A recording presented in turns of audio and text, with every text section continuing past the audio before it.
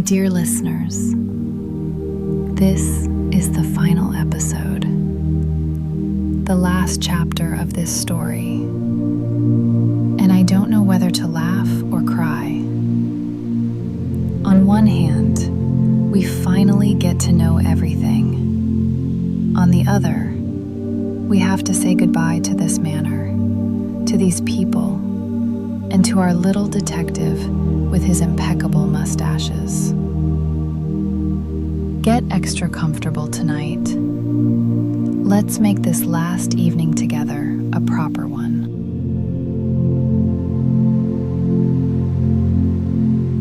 Agatha Christie, The Mysterious Affair at Styles, Chapter 12. The Last Link.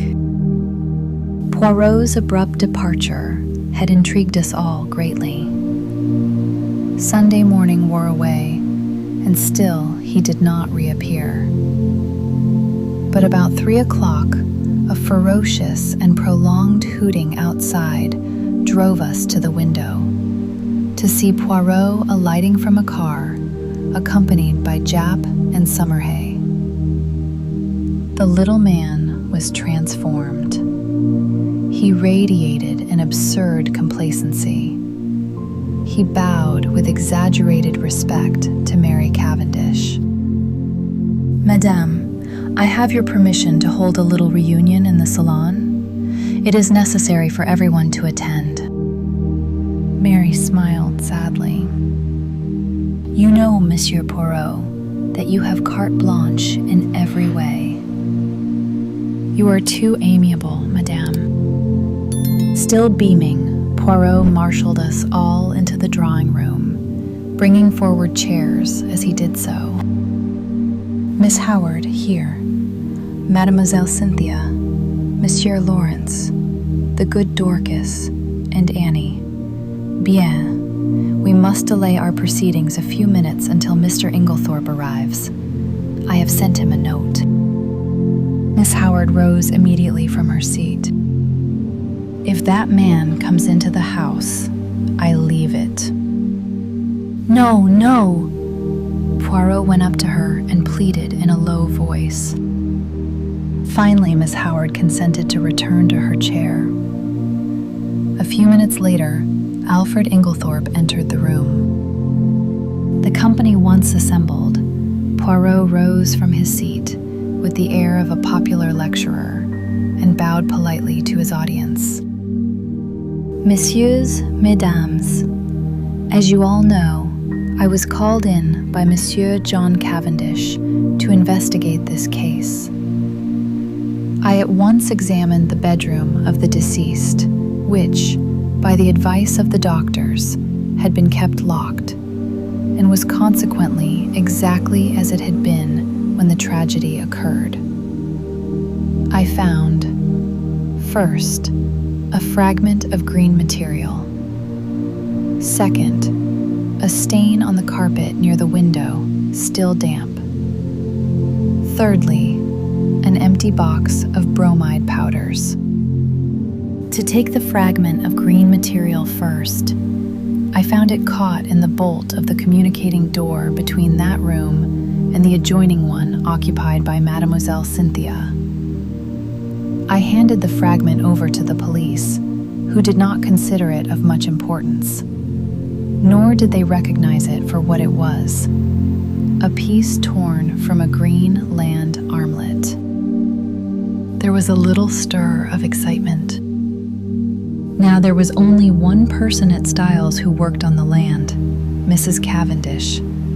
Therefore, it must have been Mrs. Cavendish who entered the deceased's room through the door communicating with Mademoiselle Cynthia's room. "But that door was bolted on the inside," I cried. "When I examined the room, yes. But in the first place, we have only her word for it, since it was she who tried that particular door and reported it fastened. In the ensuing confusion, she would have had ample opportunity to shoot the bolt across. I took an early opportunity of verifying my conjectures. To begin with, The fragment corresponds exactly with a tear in Mrs. Cavendish's armlet. Also, at the inquest, Mrs. Cavendish declared that she had heard, from her own room, the fall of the table by the bed. I took an early opportunity of testing that statement by stationing my friend Monsieur Hastings in the left wing of the building, just outside Mrs. Cavendish's door. I myself, in company with the police, went to the deceased's room, and whilst there I, apparently accidentally, knocked over the table in question, but found that, as I had expected, Monsieur Hastings had heard no sound at all. This confirmed my belief that Mrs. Cavendish was not speaking the truth when she declared that she had been dressing in her room at the time of the tragedy. In fact, I was convinced that, far from having been in her own room, Mrs. Cavendish was actually in the deceased's room when the alarm was given. I shot a quick glance at Mary. She was very pale, but smiling. I proceeded to reason on that assumption. Mrs. Cavendish is in her mother-in-law's room. We will say that she is seeking for something and has not yet found it. Suddenly, Mrs. Inglethorpe awakens and is seized with an alarming paroxysm. She flings out her arm, overturning the bed table, and then pulls desperately at the bell. Mrs. Cavendish, startled, drops her candle, scattering the grease on the carpet. She picks it up and retreats quickly to Mademoiselle Cynthia's room, closing the door behind her. She hurries out into the passage, for the servants must not find her where she is. But it is too late. Already footsteps are echoing along the gallery which connects the two wings. What can she do? Quick as thought, she hurries back to the young girl's room and starts shaking her awake. The hastily aroused household come trooping down the passage. They are all busily battering at Mrs. Inglethorpe's door. It occurs to nobody that Mrs. Cavendish has not arrived with the rest, but, and this is significant, I can find no one who saw her come from the other wing. He looked at Mary Cavendish. "Am I right, madame?" She bowed her head. "Quite right, monsieur. You understand that, if I had thought I would do my husband any good by revealing these facts, I would have done so. But it did not seem to me to bear upon the question of his guilt or innocence."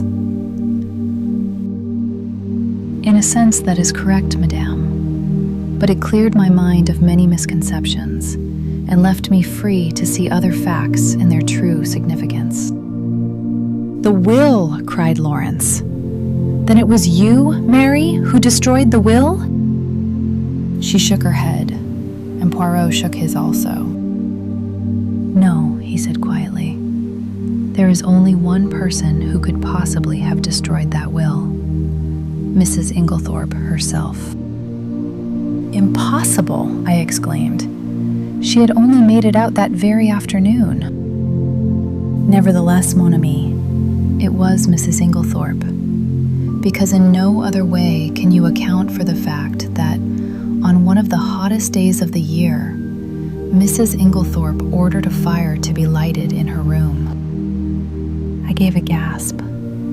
What idiots we had been never to think of that fire as being incongruous. Poirot was continuing.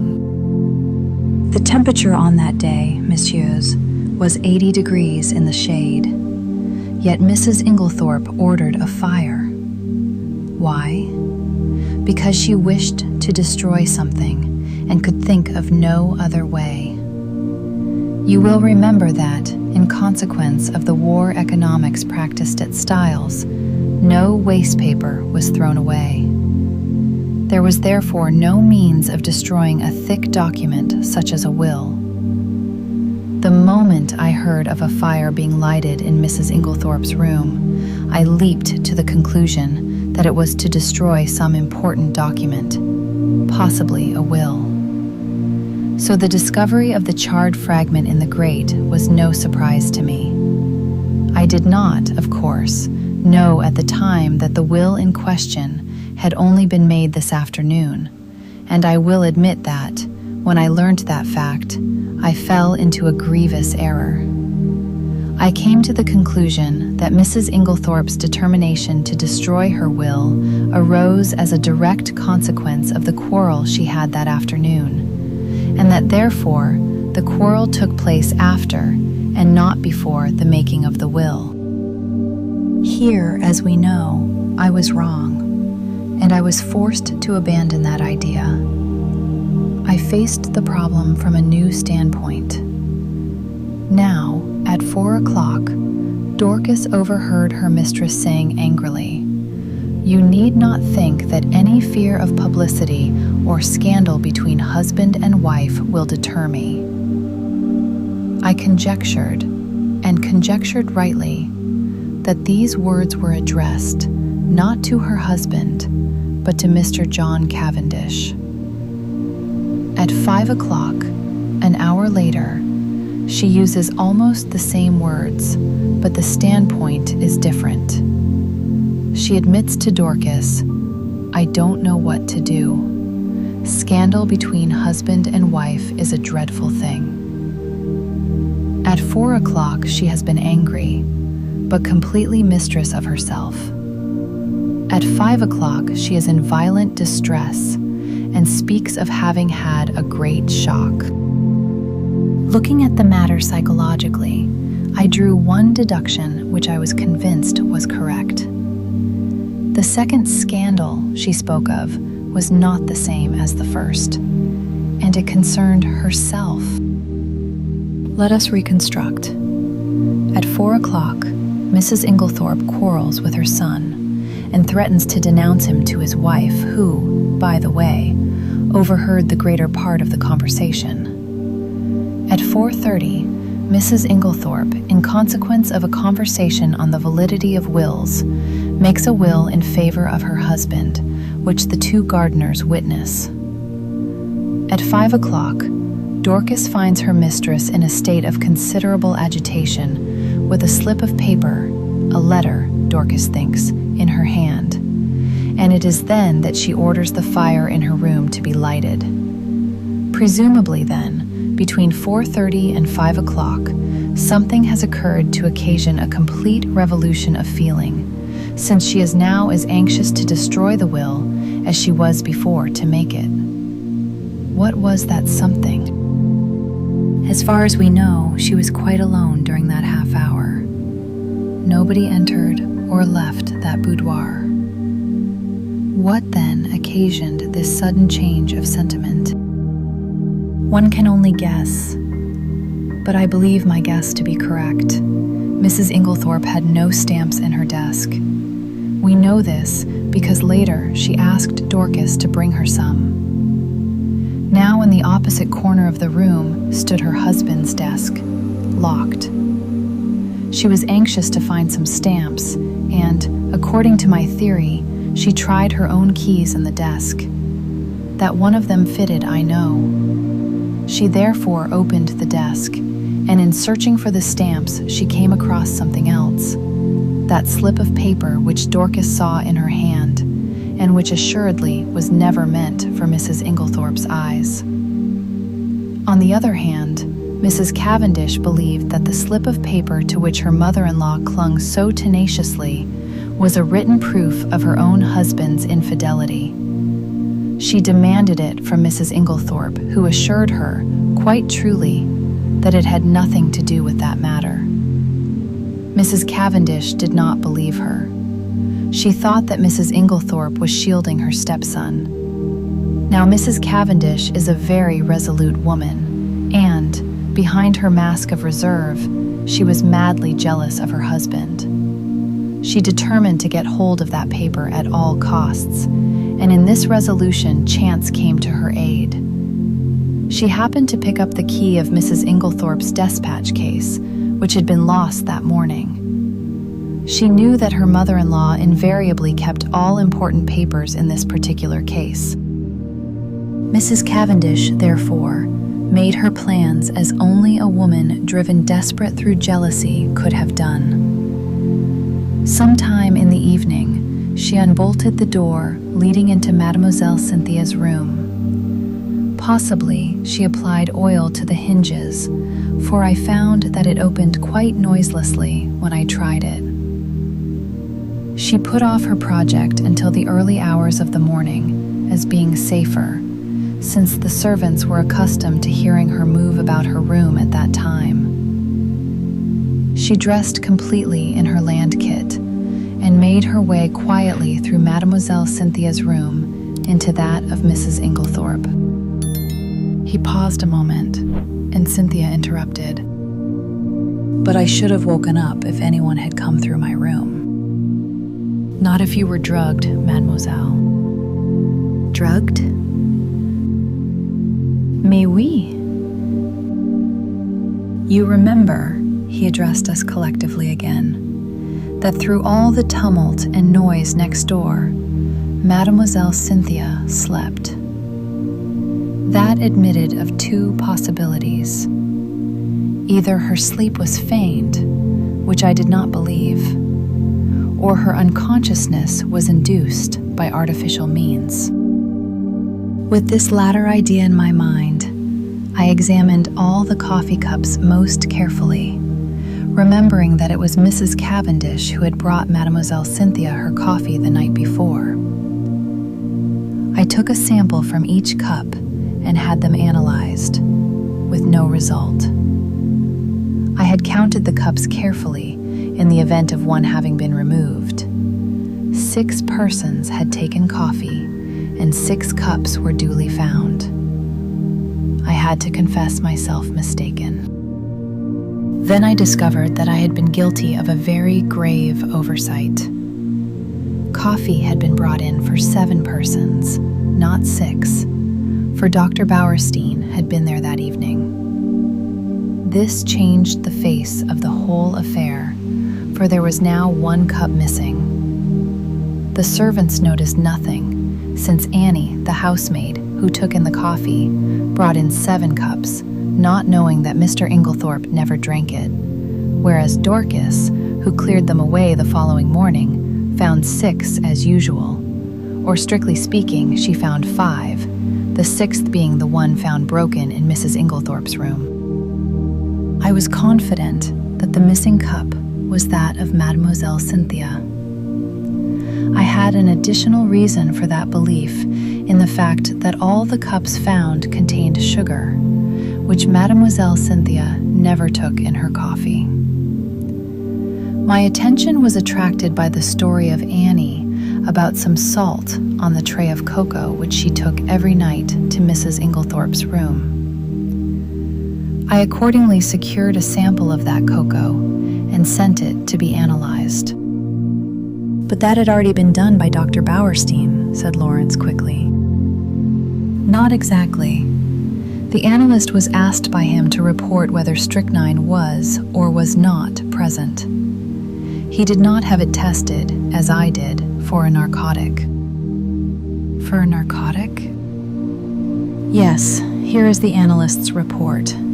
Mrs. Cavendish administered a safe but effectual narcotic to both Mrs. Inglethorpe and Mademoiselle Cynthia. And it is possible that she had a mauvais quart d'heure in consequence. Imagine her feelings when her mother-in-law is suddenly taken ill and dies, and immediately after she hears the word poison. She has believed that the sleeping draught she administered was perfectly harmless, but there is no doubt that for one terrible moment she must have feared that Mrs. Inglethorpe's death lay at her door. She is seized with panic, and under its influence she hurries downstairs and quickly drops the coffee cup and saucer used by Mademoiselle Cynthia into a large brass vase, where it is discovered later by Monsieur Lawrence. The remains of the cocoa she dare not touch. Too many eyes are upon her.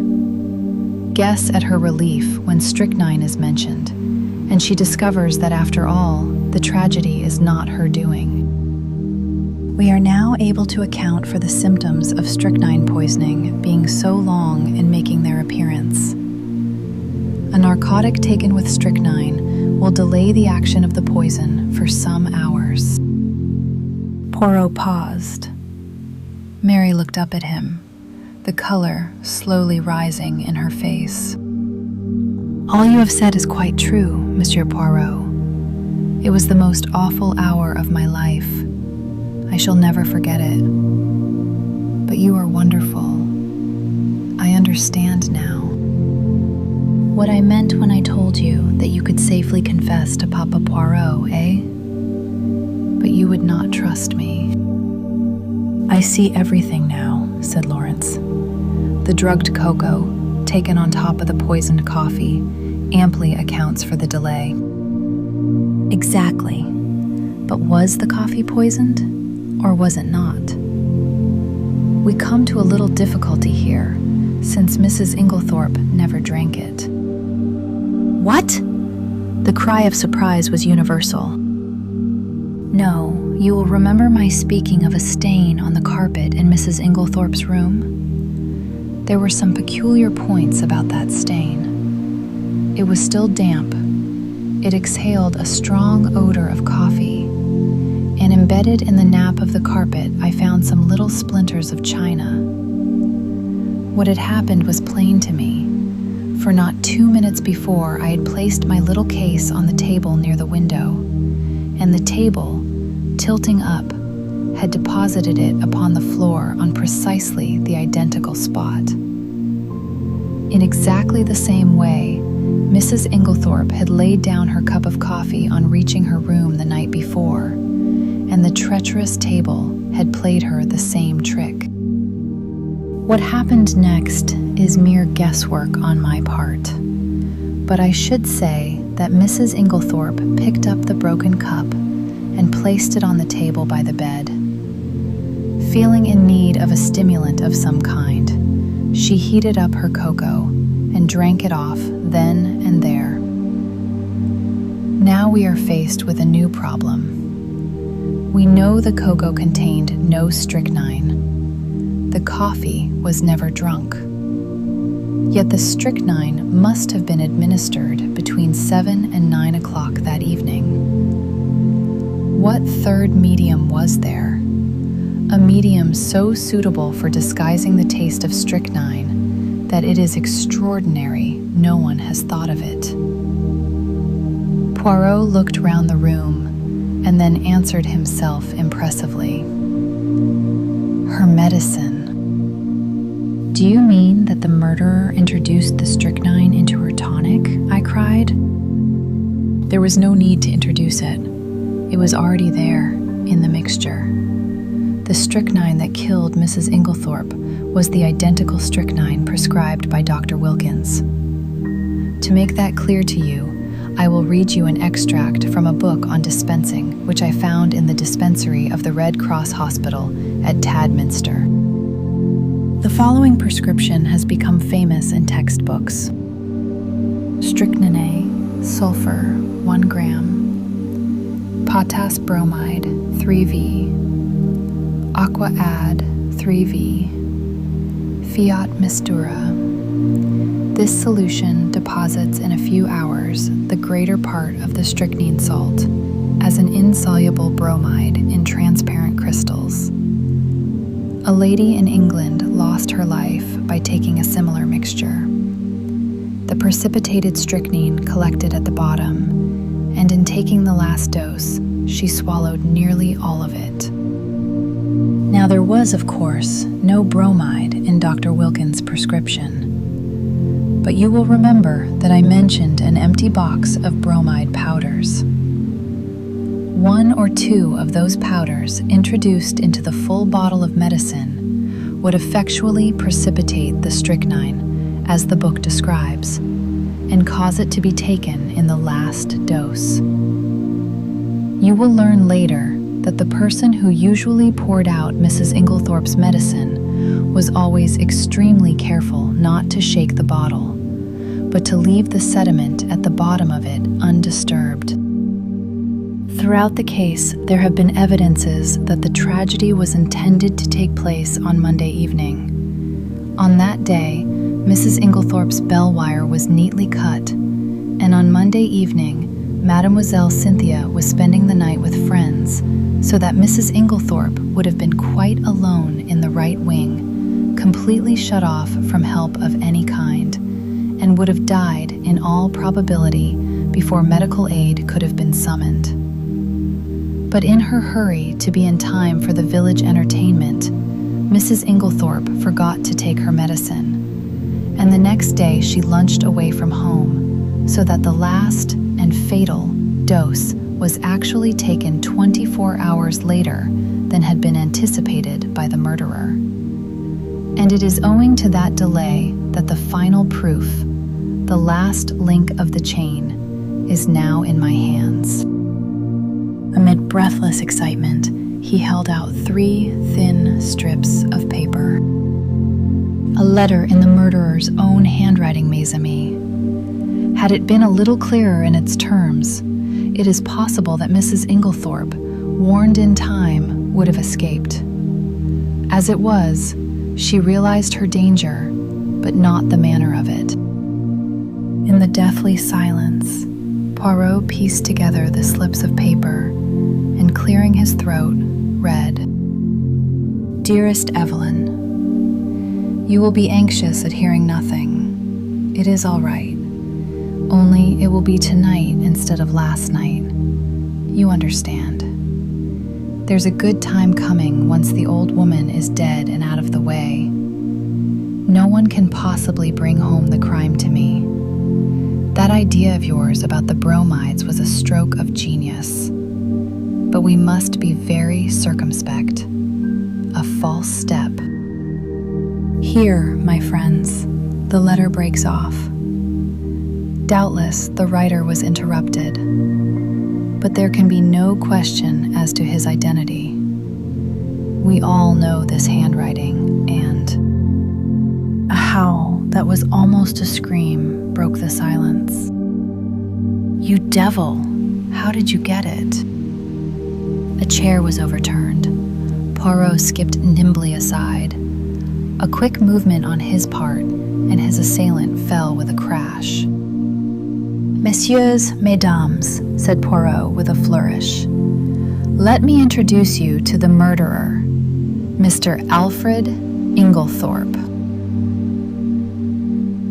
The final link falls into place, and everything that seemed accidental turns out to have been necessary all along.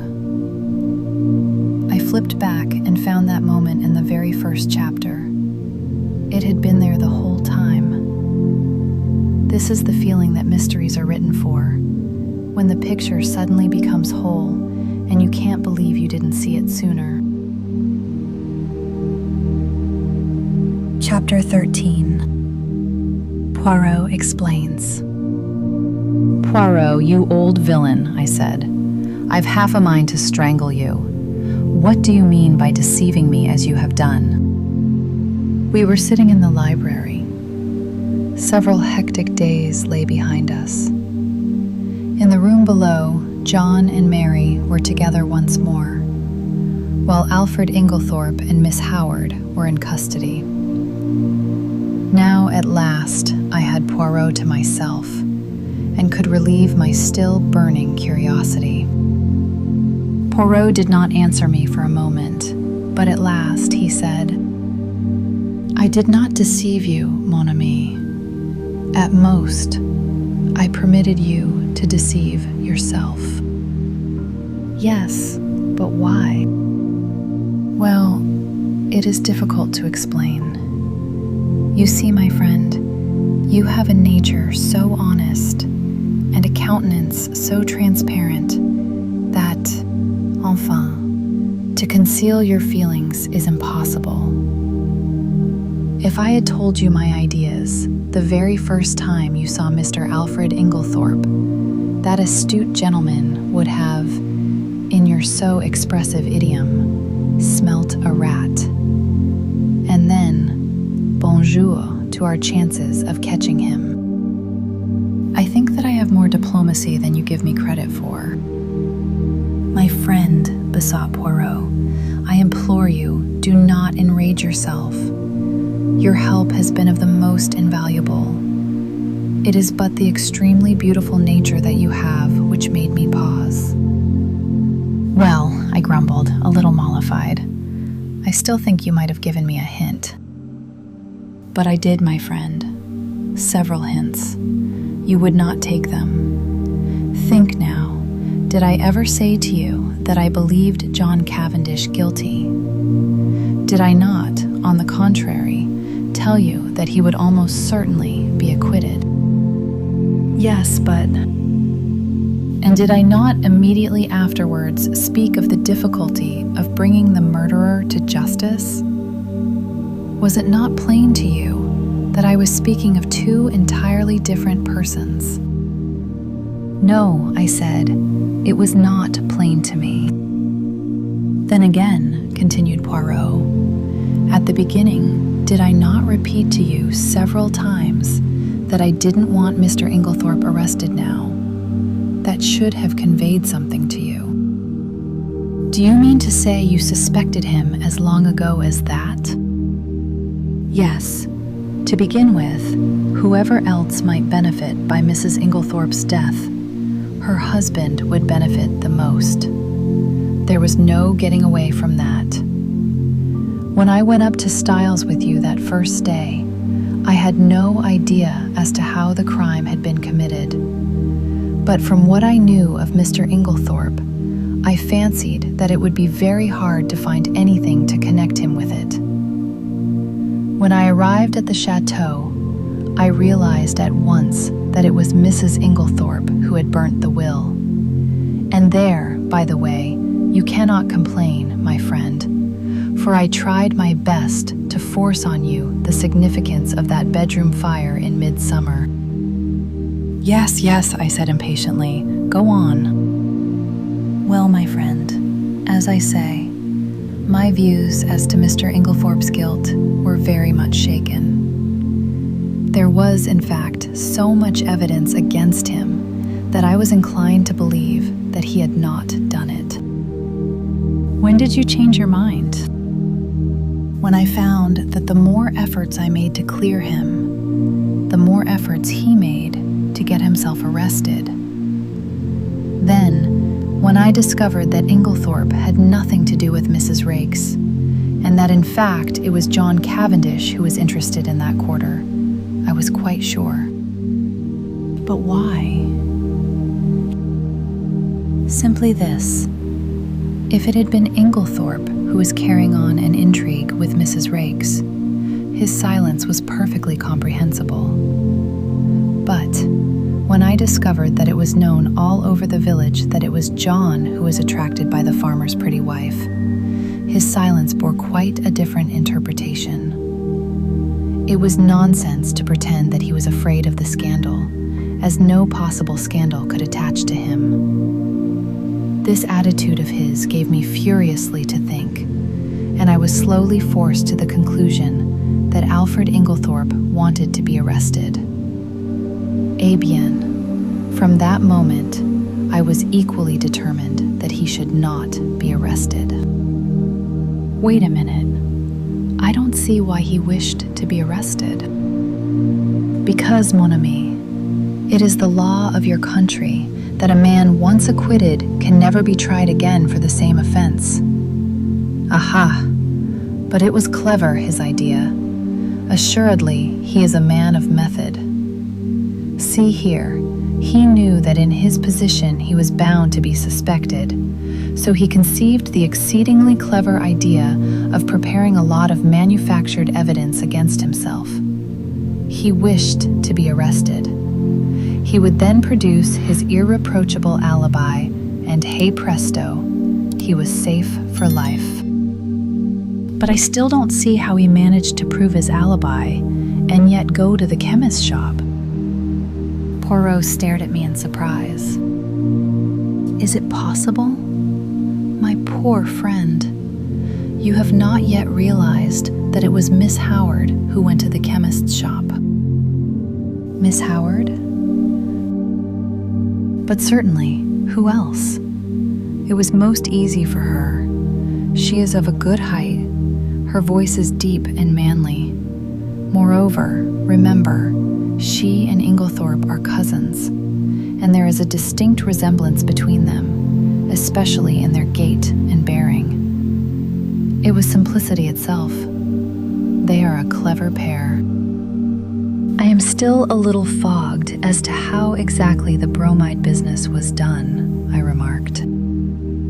Bon, I will reconstruct for you as far as possible. I am inclined to think that Miss Howard was the mastermind in that affair. You remember her once mentioning that her father was a doctor. Possibly she dispensed his medicines for him, or she may have taken the idea from one of the many books lying about when Mademoiselle Cynthia was studying for her exam. Anyway, she was familiar with the fact that the addition of a bromide to a mixture containing strychnine would cause the precipitation of the latter. Probably the idea came to her quite suddenly. Mrs. Inglethorpe had a box of bromide powders, which she occasionally took at night. What could be easier than quietly to dissolve one or more of those powders in Mrs. Inglethorpe's large-size bottle of medicine when it came from Coots? The risk is practically nil. The tragedy will not take place until nearly a fortnight later.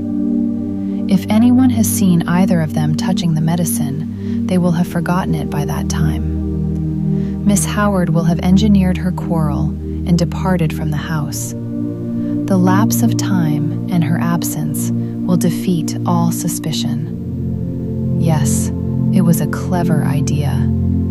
If they had left it alone, it is possible the crime might never have been brought home to them. But they were not satisfied.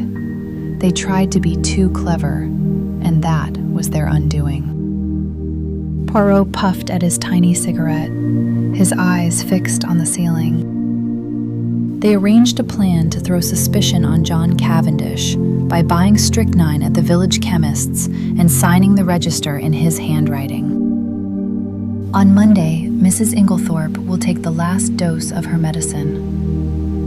On Monday, therefore, at 6 o'clock, Alfred Inglethorpe arranges to be seen by a number of people at a spot far removed from the village. Miss Howard has previously made up a cock and bull story about him and Mrs. Raikes to account for his holding his tongue afterwards.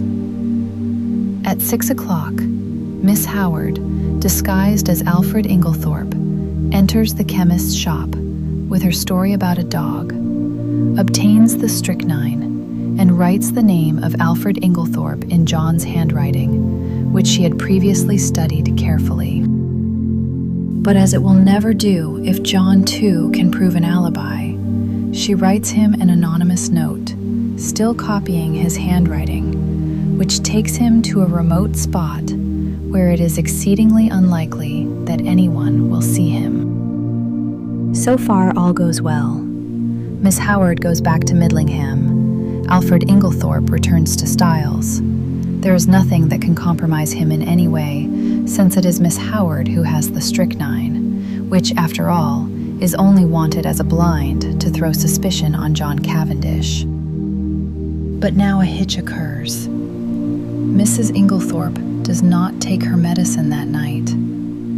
The broken bell, Cynthia's absence, arranged by Inglethorpe through his wife, all these are wasted. And then he makes his slip. Mrs. Inglethorpe is out, and he sits down to write to his accomplice, who, he fears, may be in a panic at the non-success of their plan. It is probable that Mrs. Inglethorpe returned earlier than he expected.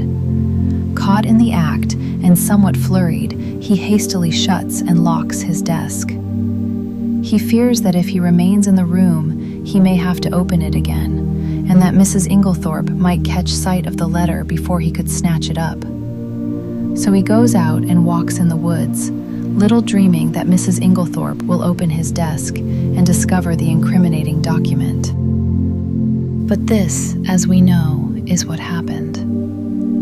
Mrs. Inglethorpe reads it and becomes aware of the perfidy of her husband and Evelyn Howard, though, unfortunately, the sentence about the bromides conveys no warning to her mind. She knows that she is in danger, but is ignorant of where the danger lies. She decides to say nothing to her husband, but sits down and writes to her solicitor, asking him to come on the morrow, and she also determines to destroy immediately the will which she has just made. She keeps the fatal letter. It was to discover that letter, then, that her husband forced the lock of the dispatch case? Yes, and from the enormous risk he ran, we can see how fully he realized its importance. That letter accepted, there was absolutely nothing to connect him with the crime. There's only one thing I can't make out. Why didn't he destroy it at once when he got hold of it? Because he did not dare take the biggest risk of all, that of keeping it on his own person. I don't understand. Look at it from his point of view. I have discovered that there were only 5 short minutes in which he could have taken it. The 5 minutes immediately before our own arrival on the scene. For before that time, Annie was brushing the stairs and would have seen anyone who passed going to the right wing. Figure to yourself the scene. He enters the room, unlocking the door by means of one of the other door keys. They were all much alike. He hurries to the dispatch case. It is locked, and the keys are nowhere to be seen. That is a terrible blow to him, for it means that his presence in the room cannot be concealed as he had hoped. But he sees clearly that everything must be risked for the sake of that damning piece of evidence. Quickly, he forces the lock with a penknife and turns over the papers until he finds what he is looking for. But now a fresh dilemma arises. He dare not keep that piece of paper on him. He may be seen leaving the room. He may be searched. If the paper is found on him, it is certain doom. Probably, at this minute too, he hears the sounds below of Mr. Wells and John leaving the boudoir. He must act quickly. Where can he hide this terrible slip of paper? The contents of the wastepaper basket are kept, and in any case, are sure to be examined. There are no means of destroying it, and he dare not keep it. He looks round, and he sees. What do you think, mon ami? I shook my head. In a moment, he has torn the letter into long, thin strips, and rolling them up into spills, he thrusts them hurriedly in amongst the other spills in the vase on the mantelpiece. I uttered an exclamation. No one would think of looking there, Poirot continued. And he will be able, at his leisure, to come back and destroy this solitary piece of evidence against him. Then, all the time, it was in the spill vase in Mrs. Inglethorpe's bedroom, under our very noses, I cried. Poirot nodded. Yes, my friend. That is where I discovered my last link, and I owe that very fortunate discovery to you. To me? Yes. Do you remember telling me that my hand shook as I was straightening the ornaments on the mantelpiece? Yes, but I don't see. No, but I saw.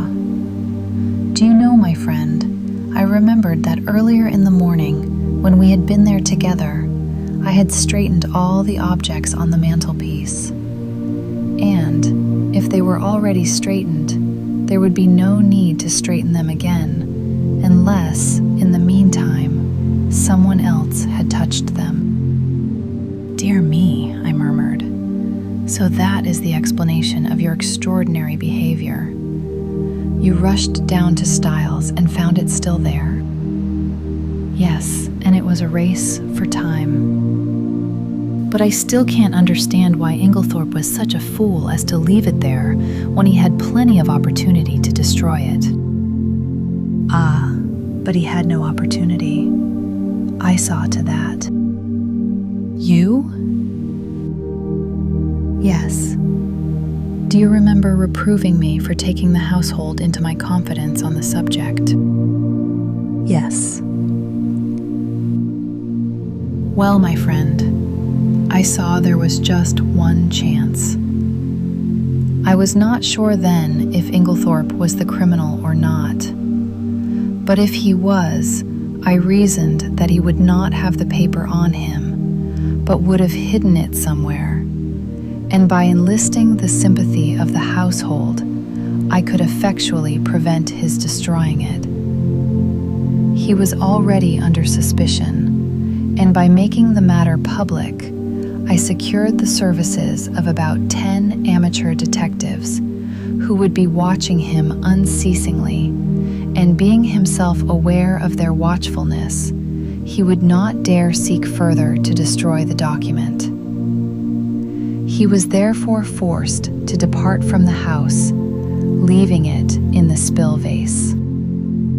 But surely Miss Howard had ample opportunities of aiding him. Yes, but Miss Howard did not know of the paper's existence. In accordance with their prearranged plan, she never spoke to Alfred Inglethorpe. They were supposed to be deadly enemies, and until John Cavendish was safely convicted, they neither of them dared risk a meeting. Of course, I had a watch kept on Mr. Inglethorpe, hoping that sooner or later he would lead me to the hiding place. But he was too clever to take any chances. The paper was safe where it was. Since no one had thought of looking there in the first week, it was not likely they would do so afterwards. But for your lucky remark, we might never have been able to bring him to justice. I understand that now, but when did you first begin to suspect Miss Howard? When I discovered that she had told a lie at the inquest about the letter she had received from Mrs. Inglethorpe. Why, what was there to lie about? You saw that letter? Do you recall its general appearance? Yes, more or less. You will recollect then that Mrs. Inglethorpe wrote a very distinctive hand and left large clear spaces between her words. But if you look at the date at the top of the letter, you will notice that July 17th is quite different in this respect. Do you see what I mean? No, I confessed, I don't. You do not see that that letter was not written on the 17th, but on the 7th, the day after Miss Howard's departure. The 1 was written in before the 7 to turn it into the 17th. But why? That is exactly what I asked myself. Why does Miss Howard suppress the letter written on the 17th and produce this faked one instead? Because she did not wish to show the letter of the 17th. Why again? And at once a suspicion dawned in my mind. You will remember my saying that it was wise to beware of people who were not telling you the truth. And yet, I cried indignantly, after that, you gave me 2 reasons why Miss Howard could not have committed the crime. And very good reasons too, replied Poirot. For a long time they were a stumbling block to me until I remembered a very significant fact. That she and Alfred Inglethorpe were cousins. She could not have committed the crime single-handed, but the reasons against that did not debar her from being an accomplice. And then there was that rather over-vehement hatred of hers. It concealed a very opposite emotion. There was undoubtedly a tie of passion between them long before he came to Styles. They had already arranged their infamous plot, that he should marry this rich but rather foolish old lady, induce her to make a will leaving her money to him, and then gain their ends by a very cleverly conceived crime. If all had gone as they planned, they would probably have left England and lived together on their poor victim's money. They are a very astute and unscrupulous pair. While suspicion was to be directed against him, she would be making quiet preparations for a very different denouement. She arrives from Middlingham with all the compromising items in her possession. No suspicion attaches to her. No notice is paid to her coming and going in the house. She hides the strychnine and glasses in John's room. She puts the beard in the attic. She will see to it that sooner or later they are duly discovered. I don't quite see why they tried to fix the blame on John, I remarked. It would have been much easier for them to bring the crime home to Lawrence. Yes, but that was mere chance. All the evidence against him arose out of pure accident. It must, in fact, have been distinctly annoying to the pair of schemers. His manner was unfortunate, I observed thoughtfully. Yes. You realize, of course, what was at the back of that. No. You did not understand that he believed Mademoiselle Cynthia guilty of the crime. No, I exclaimed, astonished. Impossible. Not at all. I myself nearly had the same idea. It was in my mind when I asked Mr. Wells that first question about the will. Then there were the bromide powders which she had made up, and her clever male impersonations, as Dorcas recounted them to us. There was really more evidence against her than anyone else. You are joking, Poirot. No.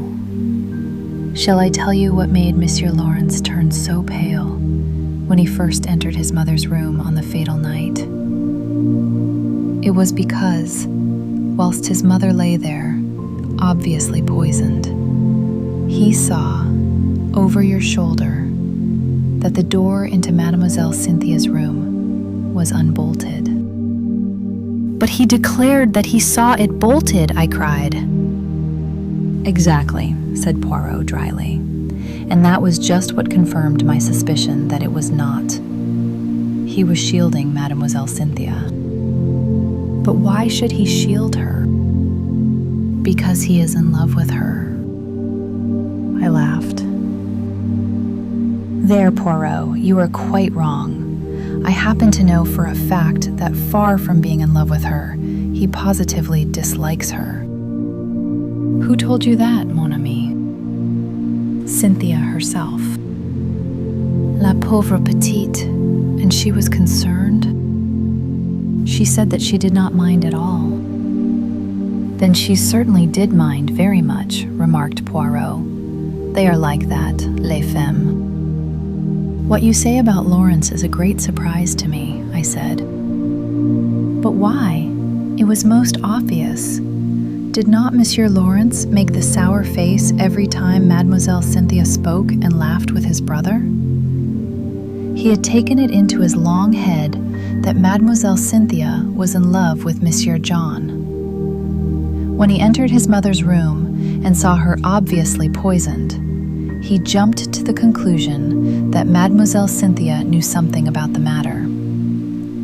He was nearly driven desperate.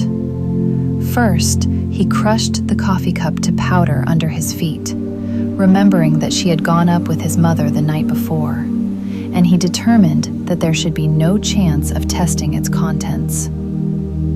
Thenceforward, he strenuously and quite uselessly upheld the theory of death from natural causes. And what about the extra coffee cup?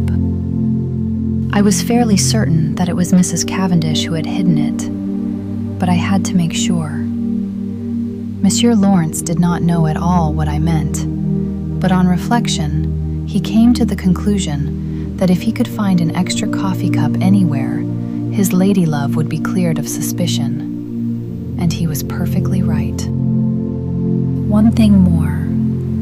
What did Mrs. Inglethorpe mean by her dying words? They were, of course, an accusation against her husband. Dear me, Poirot, I said with a sigh. I think you have explained everything. I am glad it has all ended so happily. Even John and his wife are reconciled. Thanks to me. How do you mean, thanks to you? My dear friend, do you not realize that it was simply and solely the trial which has brought them together again? That John Cavendish still loved his wife, I was convinced. Also, that she was equally in love with him. But they had drifted very far apart. It all arose from a misunderstanding. She married him without love. He knew it.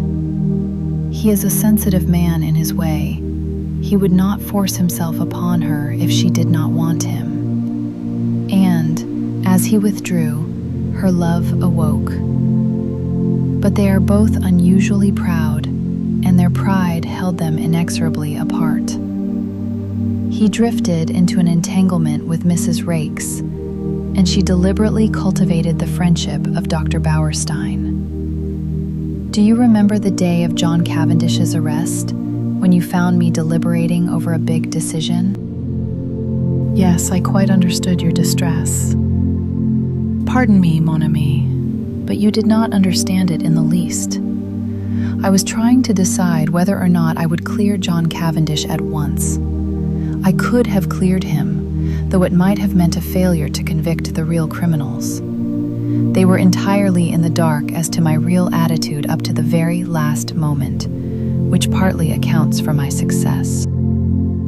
Do you mean that you could have saved John Cavendish from being brought to trial? Yes, my friend. But I eventually decided in favor of a woman's happiness. Nothing but the great danger through which they have passed could have brought these two proud souls together again. I looked at Poirot in silent amazement. The colossal cheek of the little man. Who on earth but Poirot would have thought of a trial for murder as a restorer of conjugal happiness? I perceive your thoughts, mon ami, said Poirot, smiling at me. No one but Hercule Poirot would have attempted such a thing. And you are wrong in condemning it. The happiness of one man and one woman is the greatest thing in all the world. His words took me back to earlier events. I remembered Mary as she lay white and exhausted on the sofa, listening. There had come the sound of the bell below. She had started up. Poirot had opened the door, and meeting her agonized eyes, had nodded gently. Yes, madame, he said. I have brought him back to you. He had stood aside, and as I went out, I had seen the look in Mary's eyes, as John Cavendish had caught his wife in his arms. Perhaps you are right, Poirot, I said gently. Yes, it is the greatest thing in the world. Suddenly, there was a tap at the door, and Cynthia peeped in. I only... Come in, I said, springing up. She came in, but did not sit down. I only wanted to tell you something. Yes? Cynthia fidgeted with a little tassel for some moments, then, suddenly exclaiming, "You dears!" kissed first me and then Poirot, and rushed out of the room again. What on earth does this mean? I asked, surprised. It was very nice to be kissed by Cynthia, but the publicity of the salute rather impaired the pleasure. It means that she has discovered Monsieur Lawrence does not dislike her as much as she thought, replied Poirot philosophically. But here he is. Lawrence at that moment passed the door. Monsieur Lawrence, called Poirot.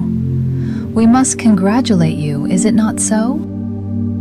Lawrence blushed and then smiled awkwardly.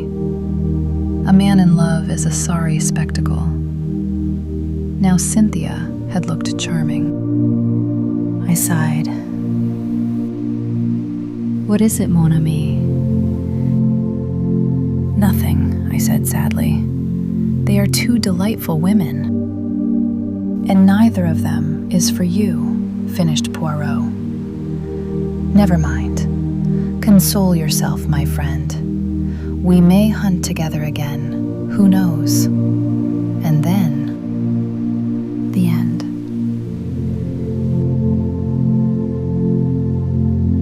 The final explanation is a one-man show, and what a show it is. He gathers everyone and unfolds the whole picture before us. I already knew the ending, and still I listened as though spellbound. Because it isn't only about what happened, it's about how he saw it. With such quiet pleasure, such tenderness for his own method, it's almost gentle. My dears, that's all. This was the first book, and it is already whole, already perfect. A voice you could never mistake for anyone else's. I'm so glad we walked this path together. From that quiet Sunday lunch to the answer that was in front of us from the very first page. Thank you. A huge, heartfelt thank you for listening, for feeling, for coming back every time. You make Fire Story what it is. Until the next book, my dear ones. See you soon.